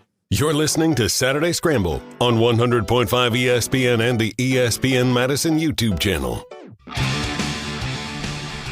Well, Riley almost had a bad omen over here. We have the Pat Murphy bobblehead here on the Saturday Scramble. I don't know why we didn't bust this out during the Jeff Levering interview. Bad Pat Murphy in studio. Riley, you want to tell us real quick before we get into Riled Up what you almost did? Yeah, I was reaching over. I was like, oh, look, it's a Pat Murphy bobblehead. And then I was going to grab it, and I accidentally knocked it over. But thanks to my cat-like reflexes, I snatched it and put it back before it fell. So Packers special teams unit could have used you. They could have. They really could have used you. I would have taken the hit on that onside kick. To beat the Bears, I would have jumped up, snatched it, and gotten killed. And I might have fumbled when I got knocked unconscious by a so you still would have Bears fumbled. Defender. But see, I'm hoping I would have grabbed it, snatched it, would have taken the hit, gotten decapitated, fumbled the ball because I'm knocked out, but it would have flown out of bounds and the Packers would have had the ball. The hero we truly do not deserve. Not all heroes wear capes, but it's time to fly, Riley. It is time for our segment here in the 11 o'clock hour. It's time to get riled up. I'm as mad as hell, and I'm not going to take this anymore. Yeah, it's time to get riled up. And, today, again, I'm a little excited for this riled up. That's not the point of this. I'm a little excited. Gotta get mad. Because the United States of America defeated Canada in women's hockey for the gold medal, and they get another chance to do it tomorrow, bright and early at 7 a.m. Central Time. I'm so excited for that game. I was so excited to watch the United States of America destroy Canada. Nothing makes me feel more patriotic than demolishing Canada in athletics. Really anything, but specifically hockey. I don't care about hockey for the most part outside of the Four Nations last year and the Olympics every 4 years, or every 4 years, the Winter Olympics. So it was awesome. We got to watch 6 Badgers play on Team USA. We got to watch Layla Edwards with a couple of game-winning assists, a game-tying, a game-winning assist. We watched Hillary Knight, former Badger, score the game-tying goal. It was amazing. Got to beat Canada in a sport that they invented. They love to claim that, we're the best. Oh, we're Canada. We're so high and mighty. They're so sanctimonious. I just hate Canada. That's the thing. I despise Canadians. Most vocab except Ricardo. I like Ricardo. Wait, we can't do this. We can't say I despise Canadians. Full disclaimer. Everybody watching on the ESPN Madison YouTube channel, waving my hands. Big fan of Ricardo in Canada. Big Packers fan. We can't come in here and say I despise Canadians. When it comes to athletics, yes. When it comes to the Olympics, yes. Outside of this time of year, I'm sure they're amazing. I'm sure they're great. But they're so annoying during the Olympics, and especially with hockey. They're like, we invented hockey. We're Canada, so just give us the gold. We deserve it because we're Canada. We're better than you. They just have such a holier-than-thou mentality, and it's so frustrating to deal with. They're the Minnesota to our Wisconsin. The United States of America is Wisconsin, and Canada is Minnesota. They're little brother. They're always going to be little brother. They love to gloat. They love to tease and mock when they win, and they don't know how to lose. They can't handle victory with grace, and they can't handle defeat with humility. It's great. I love it because nothing better, as we heard in the United States of America hype video for this Olympics, nothing better than Canadian tears. It's the best. I love it. So I am so excited. It was so great to defeat Canada in the women's gold medal game, and it's going to be even better when the United States finishes off the sweep tomorrow for the men's gold. It rocks. Screw the Canadian hockey team. But little brother in the Minnesota-Wisconsin series has won 4 out of the last times. 4 out of the last 5 times. That doesn't mean it's how you act. It's who you are. And Canada still owns the all-time series between the U.S. It doesn't matter. It's how they act. They're little brother. They always act like little brother because they're the little brother country. I don't know. So they can't get it. Kind of little brother to me. They can't get it out of their system. Feels kind of little brother to me. Okay. You calling Riley little brother here? Sounds like you're not cheering for the United States of America. All I'm saying is that's that wild. All I'm saying is I can't believe you're not supporting our. I'm not. But I'm just saying the wins are there right now. How can you say the team that's winning a little bit more is the little brother? It's because of how they act. It's just in their nature to be little brother. I don't know. Same with Minnesota. They stormed the court. That's the thing. Minnesota, they stormed the field after beating the worst Wisconsin team in 3 decades. Canada, if they win, they'll be favored to win tomorrow. The men's team will be. And you know what they're going to do if they beat the United States men's team? They're going to be going to every social media platform. They're going to be declaring victories and everything. They're going to make it the biggest deal in the world. And they're expected to win. It's ridiculous. It's just who they are. I would love to know what's just Olympic Village in general, too, with what was like from Matt Hamilton's experience, but also what are the egos like on the men's hockey team, or really just all the hockey teams, because hockey culture in general just feels so unique and so different to me. As much as we talked about here in the office, here at the ESPN Madison office, Sidney Crosby most likely won't play in this match, but we'll see. It's for the gold medal. Or he's more likely to play. More likely to play. This guy won a Stanley Cup on a torn ACL. And it was a pretty freshly torn ACL, and he went, granted, this is a lot, much when he was in the younger years, but hey, either way, I'm excited for it. I don't know if I'm calling Canada little brother, but hey, to each their own. To each their own on that one. They are. Any final thoughts before we wrap up Riled Up? Just on the Olympic Village, I feel like I wouldn't be shocked if the actual players for the United States and Canada off the ice are totally cool. Oh, yeah. I mean, they all play in the league. They play in the NHL together. So I wouldn't be shocked if those tempers, that's not, like, there aren't huge egos. They don't care probably. Well, I'm not going to say that. I don't think there is as much vitriol there as there is between United States fans and Canadian fans. They know how to separate vitriol. They know how to separate the game from, I mean, at the end of the day, exactly. too. Even when you lose the Stanley Cup, at the end of the day, the Stanley Cup clinching game, everybody still shakes hands at the end of all of it. Yep. Like, that's no matter what. You could have all this fire, this fuel up. You could get riled up, if you will, about all that. But at the end of the day, there's probably something a little different between the way the players feel against players and fans feel about the players, and sometimes other fans. This has been Riled Up. We will wrap up the Saturday Scramble here. On the other side, we got a check-in and see our last one before it is medal time. Pablo Iglesias, Riley Young. This is the Saturday Scramble on 100.5 ESPN. Stay tuned. Saturday Scramble continues after this on 100.5 ESPN and the ESPN Madison YouTube channel. Pro volleyball lives in Madison. Love Madison, Wisconsin's professional women's volleyball team brings premier talent, elite competition, and non-stop intensity to every match. Featuring world-class athletes and high-energy action from start to finish, this is volleyball at the highest level. See elite professional sports right here in Madison.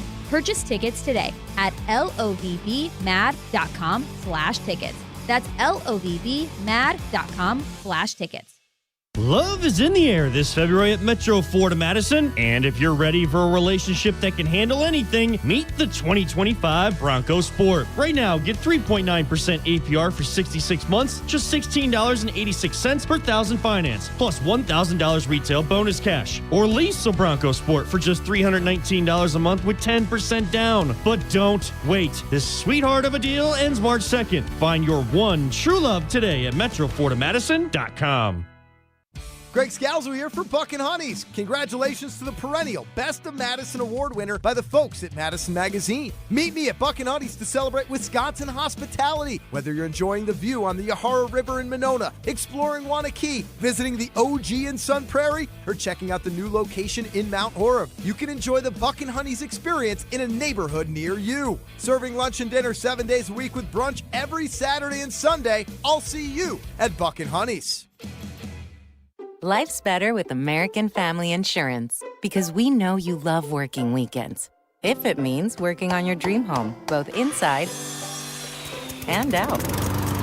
And we're here to help protect those dreams so you can enjoy peace of mind. Save up to 40% when you bundle home and auto. American Family Insurance. Get a quote and find an agent at amfam.com. Products, pricing, and availability vary based on the way you purchase insurance and by state. Some exclusions apply. American Family Mutual Insurance Company, SI, and its operating companies, 6000 American Parkway, Madison, Wisconsin. The Bucky Badger Student Mascot Fund was created to support the amazing student athletes who bring the best mascot in the world to life. My name is Jake Huser. I was Bucky from 2021 to 2024, and my favorite memory of being Bucky was winning a national championship with both volleyball in 2021 and women's hockey in 2023. Your donation will help fund new scholarships to ensure that the rich tradition of Bucky lives on. Learn more at supportbucky.org. That's supportbucky.org. Molly Brown here for Metro Kia of Madison. Metro Kia is Madison's trusted Kia dealership, and they are home to the 20-year, 200,000-mile warranty. Looking to purchase, finance, or service your vehicle? Metro Kia of Madison is the place to go. Whether you're looking for a new or pre-owned Kia, you can browse their extensive inventory and find this month's specials at metrokiaofmadison.com. That's metrokiaofmadison.com. Find your new vehicle at your trusted Kia dealership on the east side of Madison today. At Hard Rock Casino Rockford, the unforgettable experience goes far beyond the casino floor with the luxury of their dining and entertainment. Savor prime cuts and fresh seafood at Council Oaks Steak and Seafood, or explore 7 unique dining venues that deliver flavors from around the world. Then let the night ignite at Hard Rock Live, where the world's greatest acts take the stage. Hard Rock Casino Rockford, let's hard rock. If you or someone you know has a gambling problem, call 1-800-GAMBLER or text ILGAMB to 833-234. You're listening to Saturday Scramble on 100.5 ESPN and the ESPN Madison YouTube channel.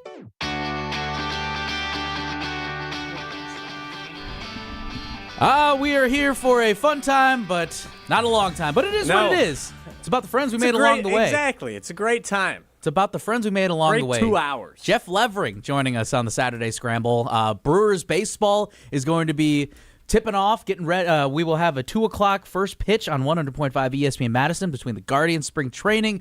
But before we wrap up, wanted to get our check-in with Czechia and where they're at the Winter Games. Owen, you have the big one for us, right? How are they doing?